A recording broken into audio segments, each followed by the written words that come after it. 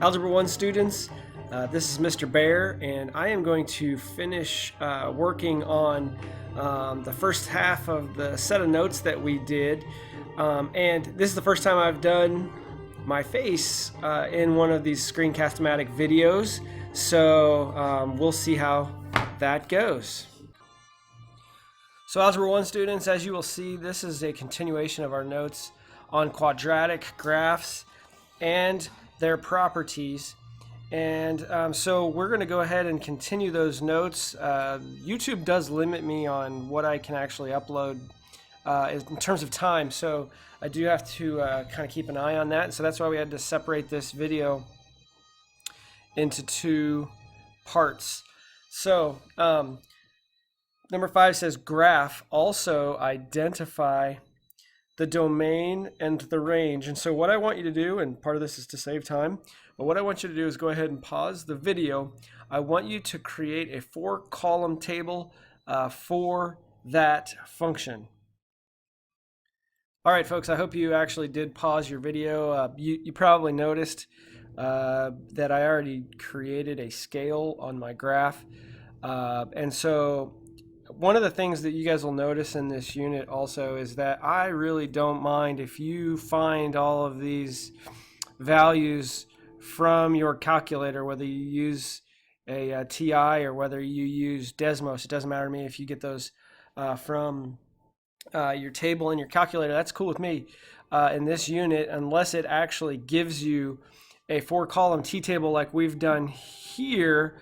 Unless it gives you on a quiz or a test that information to fill out, I don't care that you kind of come up with that on your own. This is so that the people that are doing it by hand know where we're getting these figures from. So the point -2, -5 would be right here. The point -1 and 1 would be right here. The point 0 and 3 would be right here. The point 1, 1 would be there, and then the point 2, -5 would be down here. And I'm going to zoom in a little bit so that I make sure that my graph has a curve to it, because I would be a little bit guilty maybe in this particular situation of having it come to a point, and I don't want it to do that. And hopefully you can see the ends of my graph have an arrow. Okay, so again, as we talk about domain and range, the domain is all of the potential x values. Okay, so your domain is all of your potential x values. So in this particular problem, our x values can go that direction all the way off to -infinity. They can go that direction all the way off to +infinity. And so we're going to say that the domain for this function is all real numbers.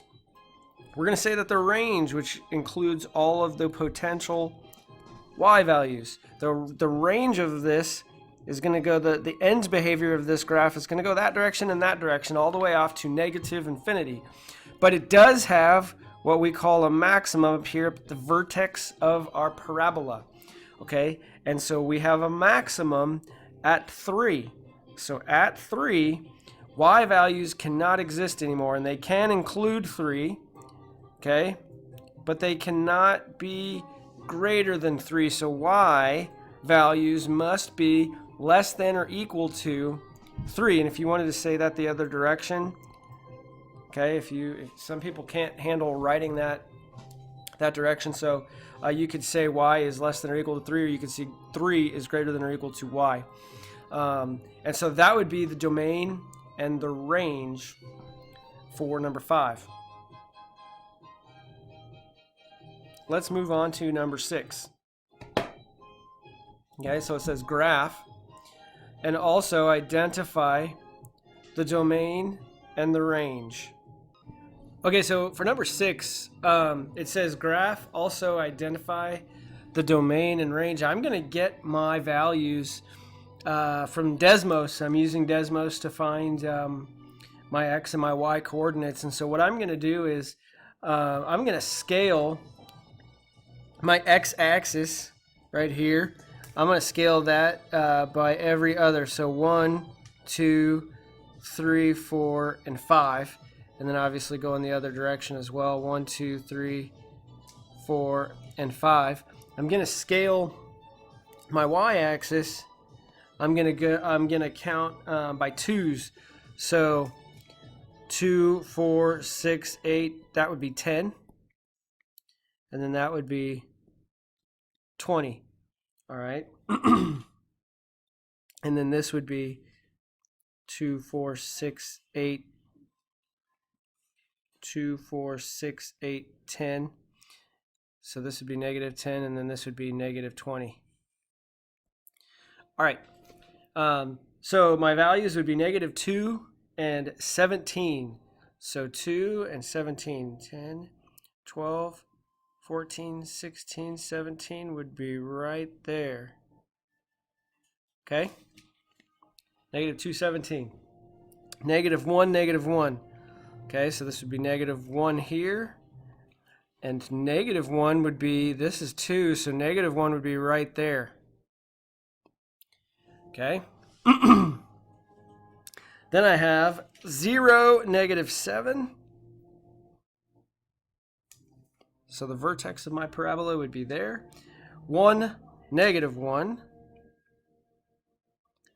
And 2, 17.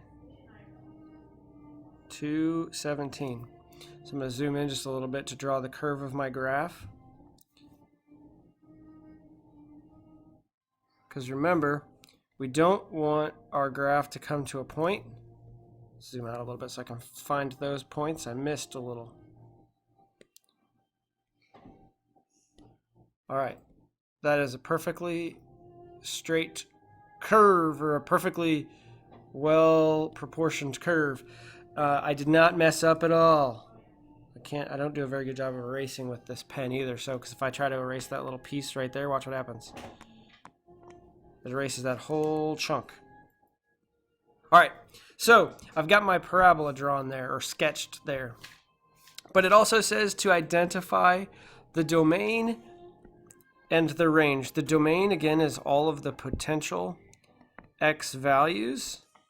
And as x approaches in negative infinity that direction, as x approaches positive infinity in that direction, we find that the domain is including all real numbers. Okay, so we make that funny looking R. The range is all of the potential y values. Okay, so the range is all of the potential y values. We have a minimum right there at negative 7. Okay, all of my y values can include negative 7, but they cannot be less than negative 7, and so y has to be greater than or equal to negative 7. If I wanted to write that the other direction, it would look like that. Okay, so as I record these videos for you, I am in quarantine, not because we have the coronavirus at our house, but because the coronavirus is definitely sweeping through as a pandemic in our nation, and school is canceled, and my children are at home with me, and my wife is working from home, and so we're at home, we're stuck inside the house. So here's what I want you to do on these next two problems. I want you to find the tallest place on the inside of your house. Don't cause any damage to your home, but I want you to drop something, okay? Find the highest place that you can inside your house, drop something, watch it fall all the way to the floor and hit the floor. Okay, I hope you actually did that. I hope you actually went somewhere in your house and dropped something. I really hope that you didn't break anything. Otherwise, your mom and dad are going to be upset with me. And I didn't tell you to do anything. So that's where we're at. I want you to do another pause of the video. We got to do something here. I need you to go and take this function right here for this problem. First of all, I want you to read the problem. It's about Mr. Hale and Mr. Thornburg. Those are two guys I actually worked with when I did my student teaching a long time ago. And I want you to go pause the video and plug that function into Desmos. Go. All right, I wanted you guys to see what Desmos looks like and what's happening here. And I also want to point out a couple things about Desmos. Hopefully you can see what's going on with my little cursor here. If I push that little gear looking thing there, and then if I push this table, you can actually see the two columns of the table that are extremely important that we deal with quite a bit, which is your X and your Y axis, and the coordinates of those for that function. So the coordinates for that function. So let's talk about what's happening on the graph here. And I really hope you can see my cursor whenever I go and actually view this video. But if I click with my hand on Desmos on that vertex of my parabola, this curve, okay, that's happening here, the curve that's occurring in this function this curve does not indicate the path of the quarter being dropped off of the bridge. Okay, I'm going to say that again. This curve does not indicate the path of the quarter that's being dropped. This is just simply a function in terms of time of the height of the quarter, where it's at in terms of time relative to when it was dropped. So the moment that the quarter is dropped, it's 220 feet above the surface of the water where Mr. Thornburg is swimming. Okay? So as it falls, it does not take this path. It's just falling straight down. But over here, when the time reaches 3.708 approximate seconds, okay, it hits the surface of the water, or it hits where Mr. Thornburg is swimming down there. Okay, so the height of the quarter is now at 0. The height of the quarter at 1 second after being dropped would have been 204 feet. The height of the quarter after 2 seconds of being dropped would be at 156 feet. But after approximately 3.78 seconds, it hits him. Okay, so I think those are important things for you to consider with that. All right, to save a little bit of time, I actually went ahead and plugged the next problem into Desmos for you. The function was negative 16 t squared, because t is talking about time, plus 150, which reveals the height of the flagpole that Mr. Meyer climbs. So in this particular problem, we need to discuss a couple of things, okay? First of all, this is the height of the ball we're about to drop at time being 0, okay? In this particular case, we can't actually go over here into the time category of negative, but as time is equal to 0, we're 150 feet high, all right? So let's shift back over here and take a look at the question. It says to graph the function. We've done that. How far does the ball fall from time is equal to 0 seconds to 1 second? So that's basically asking how far does the ball fall in 1 second? Well, if my graph of my parabola doesn't, I'm zoomed in pretty good here, but it doesn't show me very well, I can look at my X and Y coordinates on my T table.